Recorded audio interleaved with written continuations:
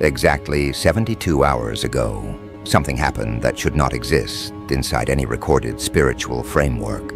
Not because it was dramatic, not because it was loud, but because it violated the deepest rule governing power itself. God did not stop time. He did not intervene. He did not warn you. He paused to observe, because what unfolded was not an act of rebellion, not an act of obedience, but an act of internal alignment so precise that even divine expectation did not account for it. And the one who understood this first was not heaven, it was hell. The devil did not fall because you attacked him. He did not bend because you challenged him.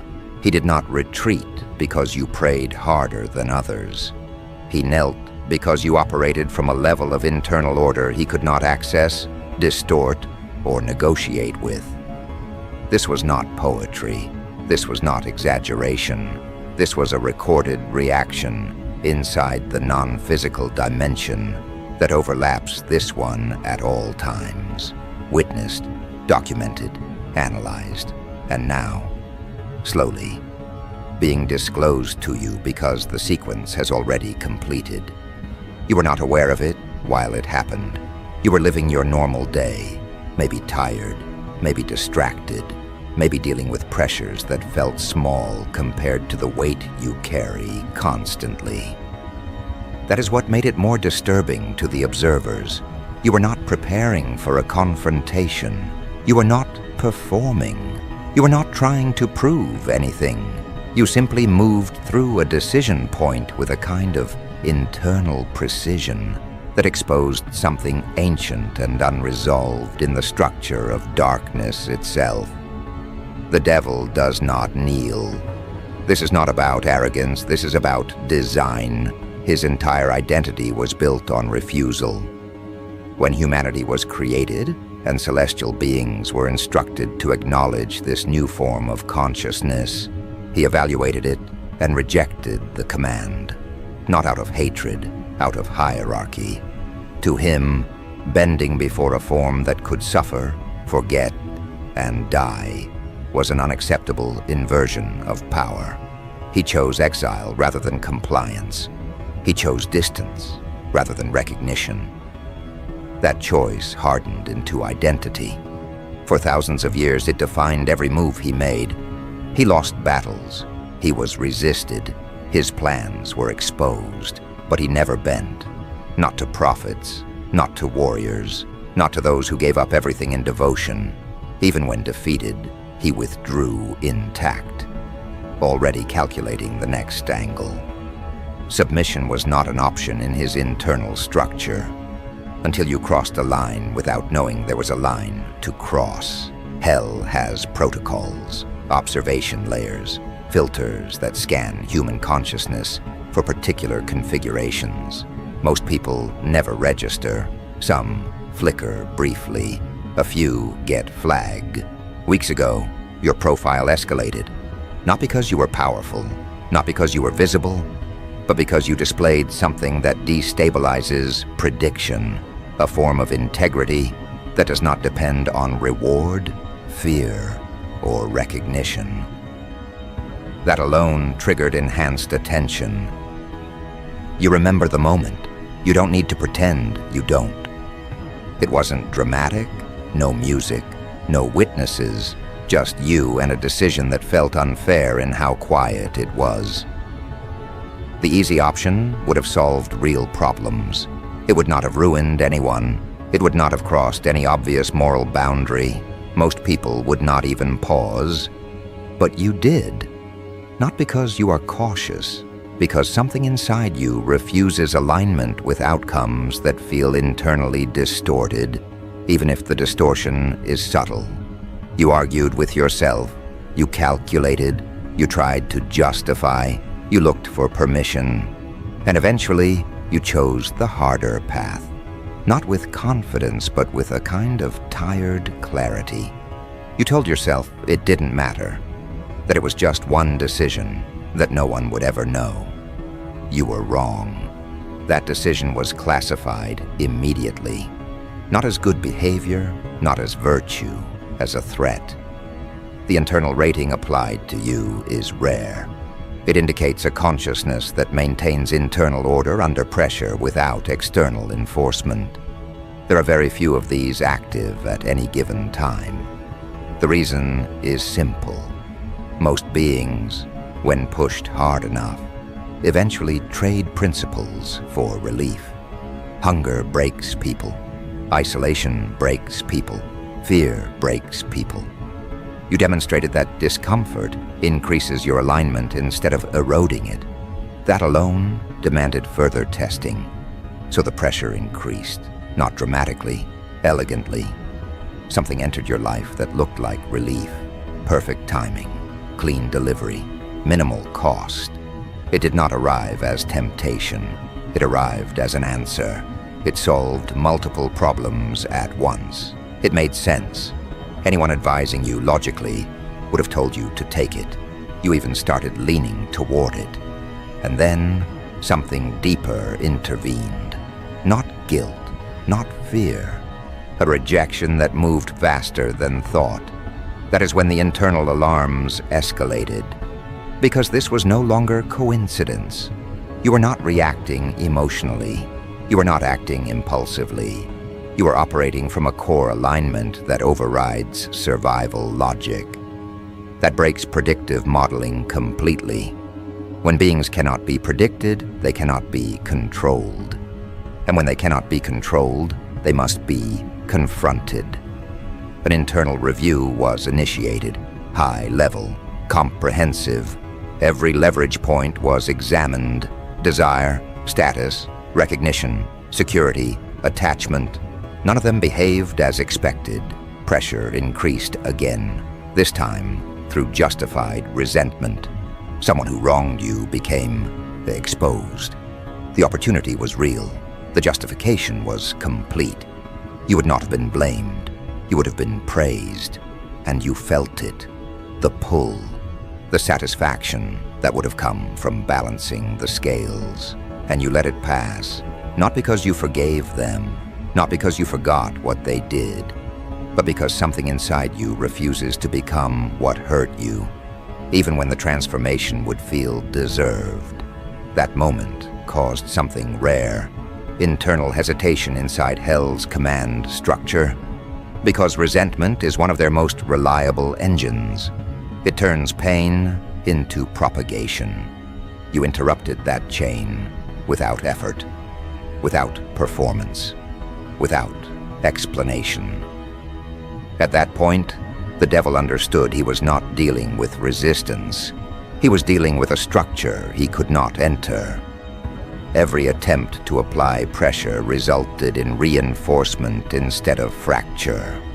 That is when direct engagement was authorized. Not through coincidence, not through other people, through thought. You remember it. The thought that arrived fully formed, reasonable, respectful, offering collaboration rather than control. It did not ask you to abandon who you are. It suggested efficiency. It framed compromise as necessity. It offered power without asking for worship. It sounded mature, balanced, strategic, and you rejected it instantly. There was no debate, no internal discussion, no delay. Your internal alignment responded before your mind could participate. That response was registered, measured, and understood for what it was. You are not someone who follows a moral code. You are someone whose structure is the code. It is not something you consult. It is something you are. At that moment, the devil faced a problem he could not solve. Continued pressure would expose weakness. Withdrawal would confirm limitation. There's a final protocol reserved for encounters with forces that cannot be bent, bypassed, or absorbed. It is not used lightly. It is not symbolic.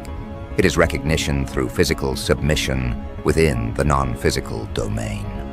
And that is what occurred. Not dramatically, precisely. The act sent shockwaves through every layer of that domain, not because of spectacle, but because it rewrote hierarchy. When a being whose entire identity is built on refusal bends, it signals the presence of an authority that operates outside known categories, heaven observed, not to intervene, to verify. The archangels did not arrive to rescue you. They arrived because a human consciousness had done something no organized force had achieved.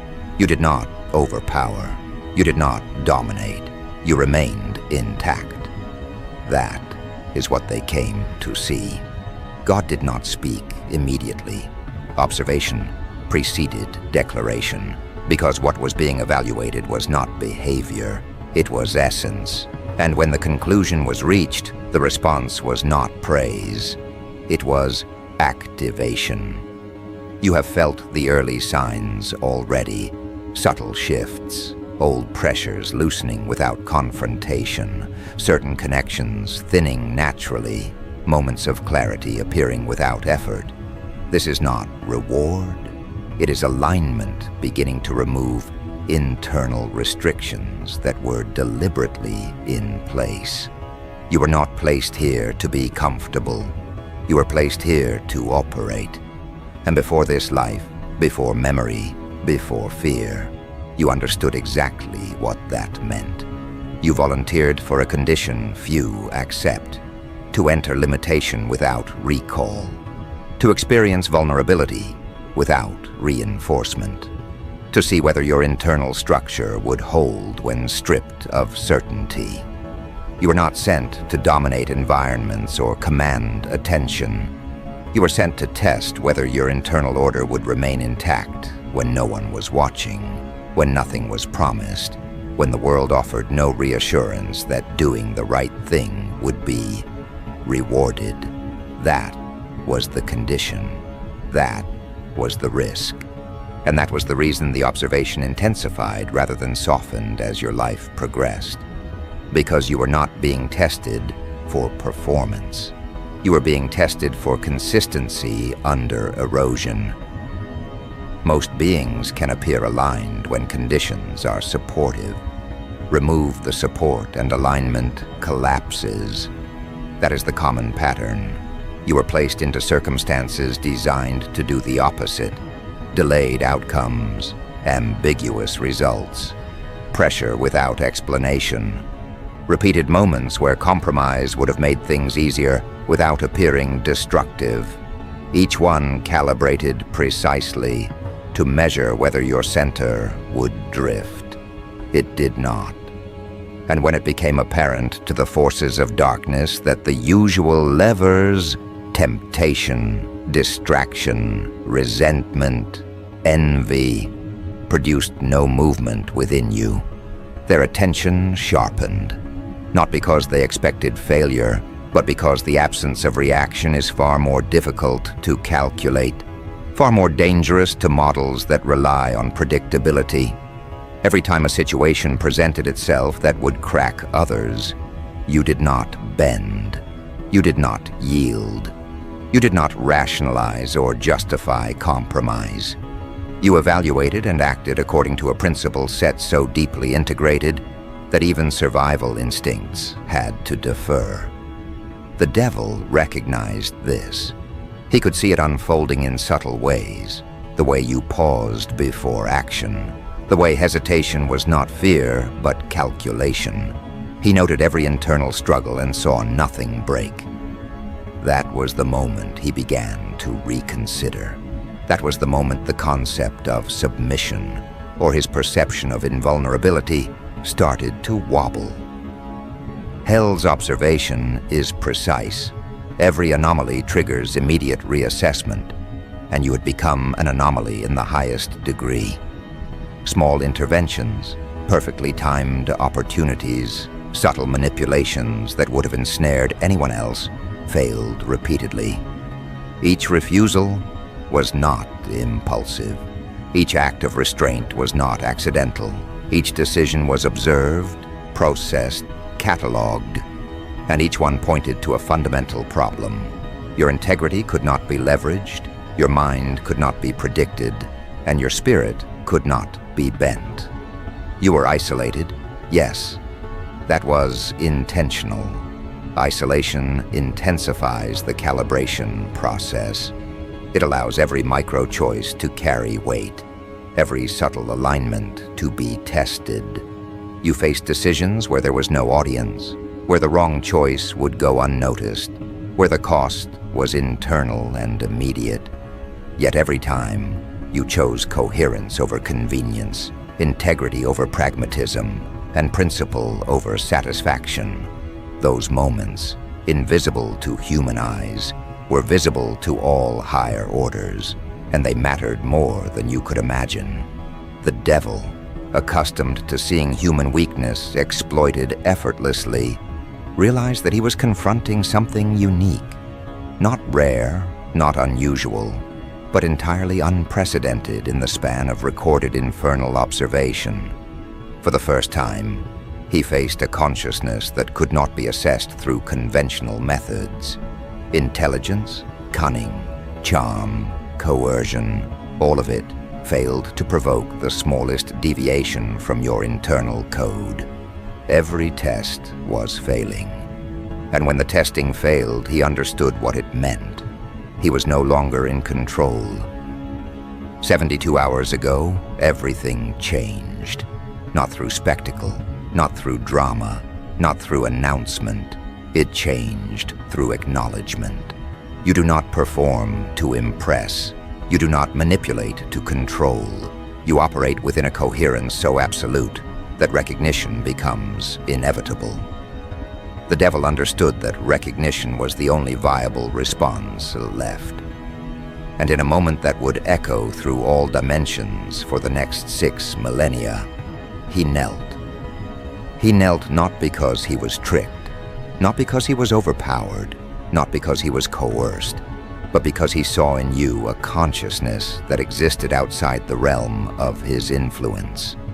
That act of kneeling, physically and spiritually, was unprecedented, and the shockwaves of that action were observed immediately by the highest celestial authorities.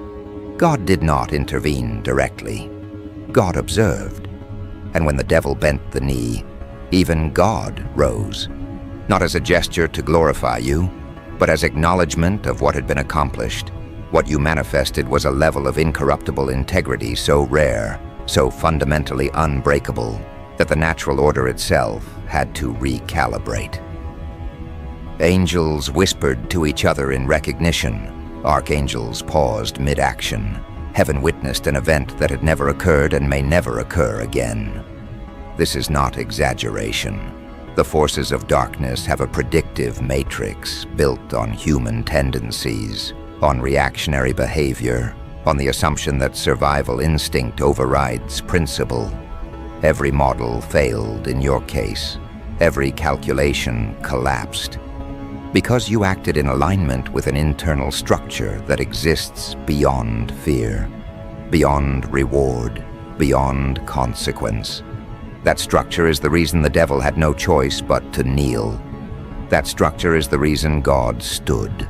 That structure is the reason history itself shifted quietly, invisibly, in that very instant.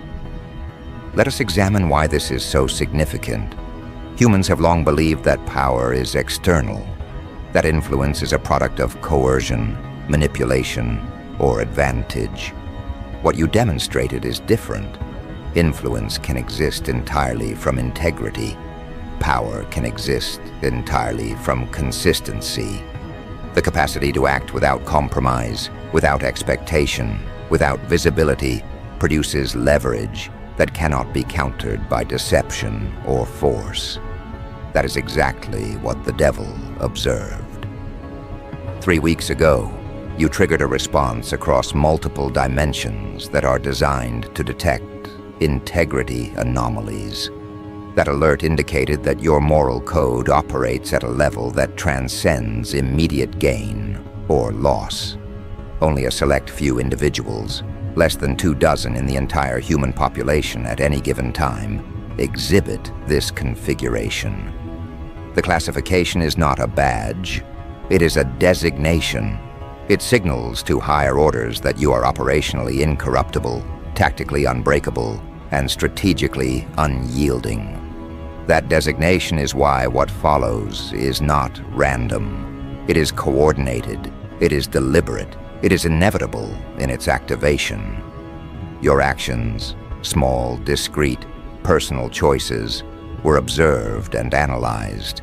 Every decision to refuse compromise, to maintain integrity despite internal conflict, to forego immediate satisfaction, created a chain reaction.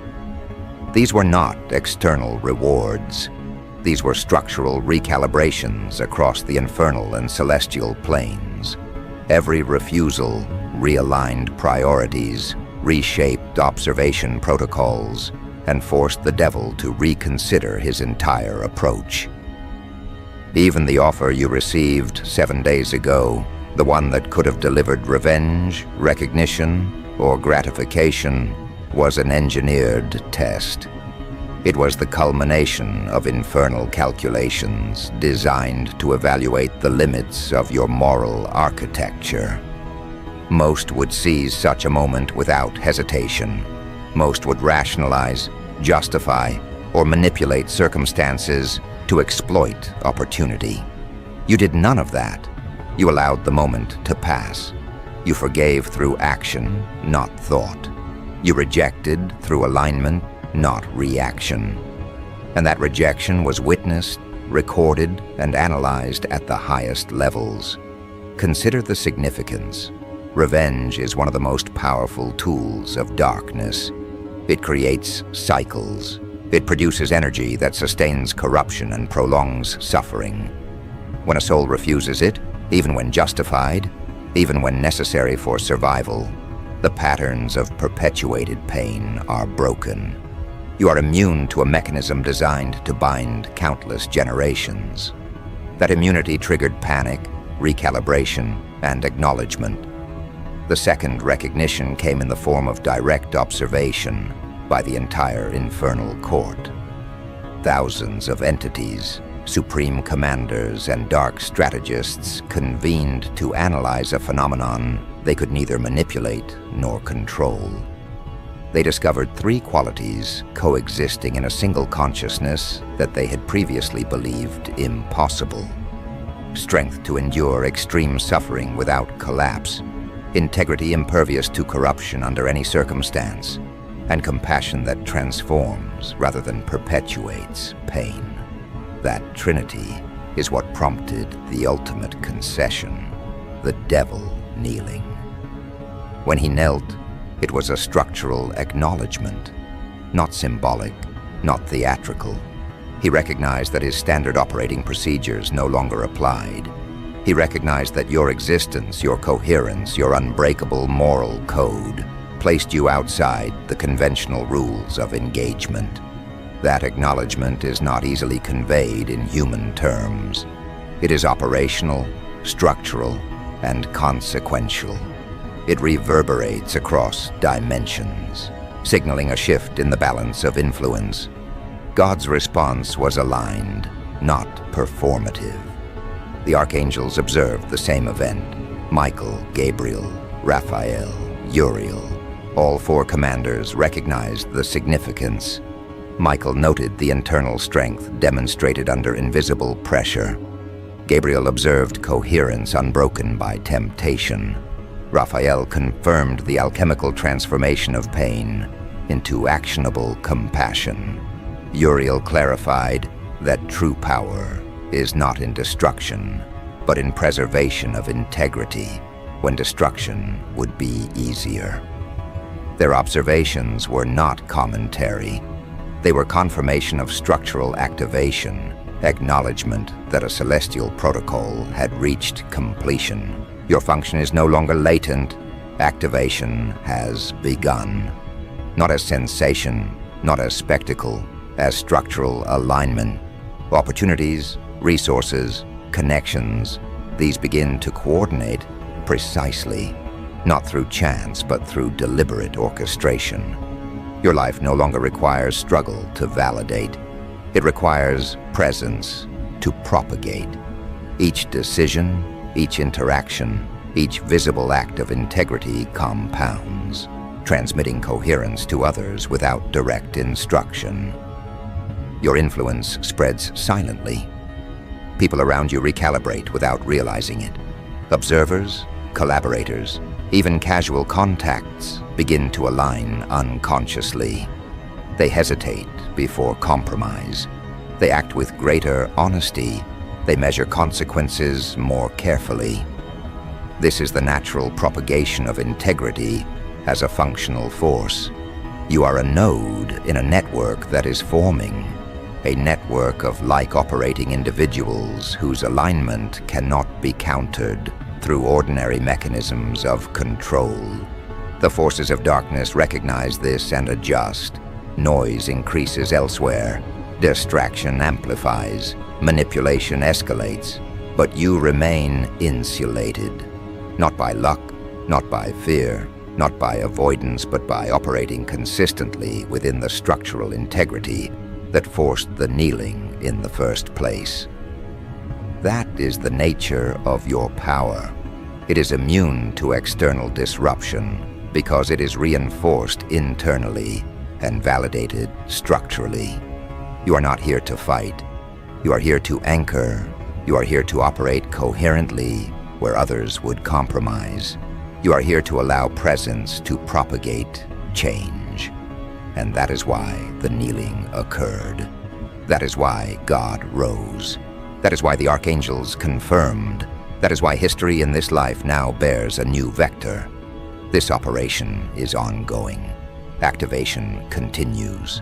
Fragments of memory, insight, and strategic understanding return, not as instruction, but as structural recall. You recognize patterns, connections, and functions you have already mastered, now applied through human context. The operation does not pause. You now participate consciously in a protocol designed to propagate coherence across influence networks that affect the collective trajectory of human decision-making. From this point, nothing in ordinary perception can deter progress. Financial structures, relational dynamics, and environmental pressures adjust in response to integrity that is visible and active. Opportunities arrive precisely when conditions are right. Resistance manifests as noise, never as disruption. And every observer who witnesses your consistency recalibrates, amplifying the effect. You are no longer an isolated individual. You are a node, a reference, a catalyst. And that is why the next phase will not announce itself. It will arrive as a subtle alignment, a precise opening, a situation that looks ordinary until it is engaged. You will know what to do, because recognition is now part of your structural operating system. And here's where the story stops being flattering and starts becoming dangerous to everything that once measured itself against you. Because the moment recognition becomes internal, external power structures lose their leverage. The devil never feared strength. He feared alignment. He never trembled at rage. He recoiled from clarity. Pride only survives where confusion exists. And you removed confusion without raising your voice. This is the part no one prepares you for. The aftermath of refusing the game while still winning it. You didn't confront darkness with light like a cartoon myth. You didn't fight temptation by pretending it didn't exist. You looked at it, you understood it, you outgrew it. And that is what made the devil kneel. Not submission, not obedience, but irrelevance. Pride collapses when it realizes it no longer defines the axis. That's why the old forces started malfunctioning around you. Why provocation lost its timing. Why intimidation arrived late and left early. Why threats suddenly sounded like rehearsed lines read by actors who forgot the plot. God didn't intervene because there was nothing to correct. That's the shock. The applause wasn't for obedience. It was for mastery, for discernment, For the rare moment, a human doesn't outsource responsibility upward or downward, but stands in the middle and stabilizes the entire structure by refusing distortion. You didn't ask for permission, you didn't ask for protection, you didn't beg for signs. You became the sign. That's why heaven went quiet for a second, not in concern, but in recognition. When alignment replaces desperation, even divine systems pause to observe. Understand this clearly. You didn't defeat the devil by overpowering him. You defeated him by breaking his favorite mirror. Pride needs reflection. It needs reaction. It needs you to measure yourself against it. You stopped measuring. You stopped performing resistance. You stopped narrating your struggle. And the moment the narrative collapsed, so did the throne. That's why kneeling wasn't dramatic. It was mechanical. Like a machine realizing it's no longer plugged into a power source. This is also why people around you feel unsettled without knowing why. They sense something concluded, something finished without ceremony. Humans are addicted to arcs: rise, fall, redemption, punishment. You skipped the spectacle. You reached resolution quietly. And when someone resolves internally, every external hierarchy that depended on their seeking collapses. That's why the world around you feels like it's recalibrating its posture. It's not reacting to your actions. It's responding to your absence of need. The devil thrives on leverage. God honors responsibility. You stepped into the narrow space where leverage dissolves and responsibility stabilizes. That's not rebellion, that's maturity. And maturity is the one thing pride cannot counterfeit. Pride can mimic confidence. It can mimic authority. It can mimic certainty. It cannot mimic peace without sedation. You walked into peace, fully awake. That's what caused the kneel. Now the applause, don't romanticize it. It wasn't loud. It wasn't theatrical. It was recognition across layers of reality that rarely acknowledge one another. When a human stops asking to be saved and starts acting as a steward of clarity, something ancient nods. Not because you surpassed God, but because you finally stopped projecting him as an excuse. You didn't demand intervention. You embodied principle. And principle is what the entire system runs on. This is why the next movements will feel strangely small. Conversations that seem casual. Decisions that look mundane. Doors that don't glow or creak ominously. But understand, this is post-conflict terrain. The war everyone else is still narrating already ended for you. Pride was broken at the root, not the branch. The devil didn't retreat. He recalculated away from you. And God didn't command. He observed and approved. You may notice temptations still appear, but they'll feel hollow, like old costumes without actors. You may notice challenges still arise, but they won't carry existential weight. Because once pride kneels, fear loses its interpreter. And once fear loses its interpreter, it becomes background noise. That's the real victory no one talks about. Not domination, not righteousness theater, silence where noise used to govern behavior. And that silence is not empty. It is not passive. It is not peace as an escape. It is peace as authority. This is where most people misunderstand what just happened to you. They think the danger is over because the tension is gone. They think the devil kneeling means temptation vanished. No, temptation still shows up. Ego still whispers, chaos still circles, but none of it can enter the command center anymore. Because command requires consent, and you revoked it without ceremony. This is why the devil's pride broke instead of his power. Power can survive rejection. Pride cannot survive indifference. You didn't shame it. You didn't expose it publicly. You didn't try to dominate it with moral theatrics. You simply stopped orienting yourself around it. And when something built its entire identity on being your axis, losing that role is annihilation. Kneeling was the only position left once relevance collapsed. And God's reaction, this is the part people struggle to digest. They expect judgment. They expect reward. They expect a crown handed down dramatically. But what happened instead was recognition of alignment. God stood not because you begged correctly, not because you suffered loudly, not because you followed a script. He stood because you finally understood the assignment without needing supervision. You didn't outsource integrity. You internalized it. And systems far older than religion recognize that shift instantly. Now notice how the world engages you differently, not louder, quieter. People don't challenge you head-on anymore. They test indirectly. They probe. They poke at the edges. They try to reinsert friction where it used to work. But the friction doesn't catch. Because you are no longer operating on emotional torque. You're operating on orientation. And orientation doesn't get dragged. It sets direction, regardless of resistance. This is where the applause actually matters.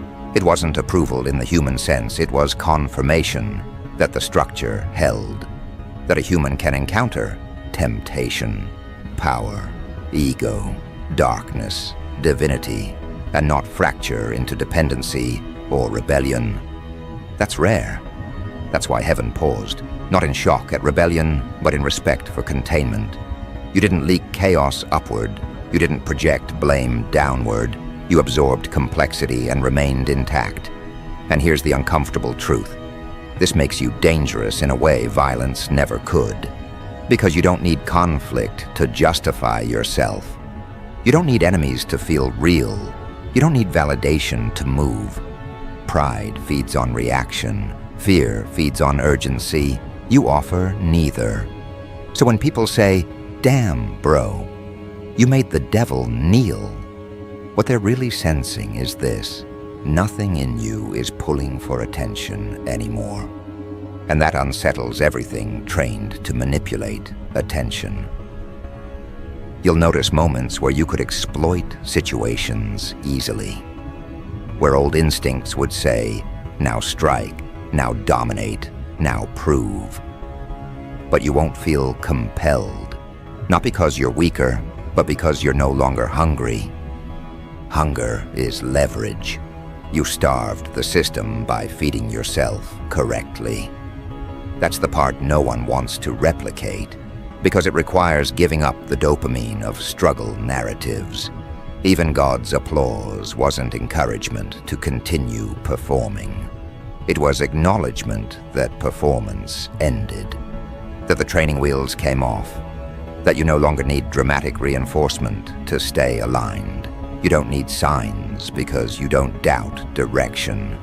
And direction, once stabilized, creates momentum without force. This is why things start lining up quietly around you. Opportunities don't rush you. Threats don't rush you. Time itself seems less aggressive. Now understand this clearly. The devil didn't disappear.